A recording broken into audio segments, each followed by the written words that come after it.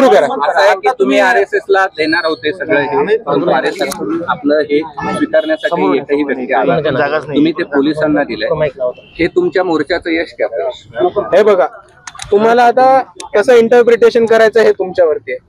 आपण ह्याचा असा महत्वाचा अर्थ काढू शकतो की आरएसएसचा एकही माणूस भारताचा झेंडा, भारताचं संविधान आणि Maharashtra registration public registration act स्वीकारायला समोर नाही आलं तर आपण हे मानू शकतो का की ह्या गोष्टी त्या मानत नाहीत, भारताचं संविधान ते मानत नाहीत, भारताचा राष्ट्रीय ध्वज ते मानत नाहीत आणि महाराष्ट्राचा पब्लिक रजिस्ट्रेशन ऍक्ट ते मानत नाहीत, हे आपण गृहीत धरू शकतो का?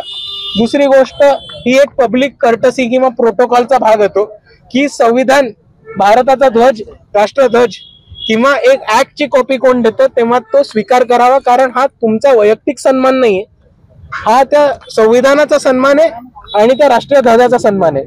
आणि जेव्हा तुम्ही राष्ट्रीय ध्वज किंवा संविधान स्वीकारायला नकार देता तुम्ही त्याचा अपमान करताय. आणि आमचं जे म्हणणं होतं की आरएसएस कायद्याच्या चौकटीत नाहीये, आरएसएस संविधानाच्या चौकटीत नाहीये, आरएसएस हे रजिस्टर्ड नाहीये, हे तिकडे यांनी न उपस्थित राहून सिद्ध करून दाखवलेलं आहे.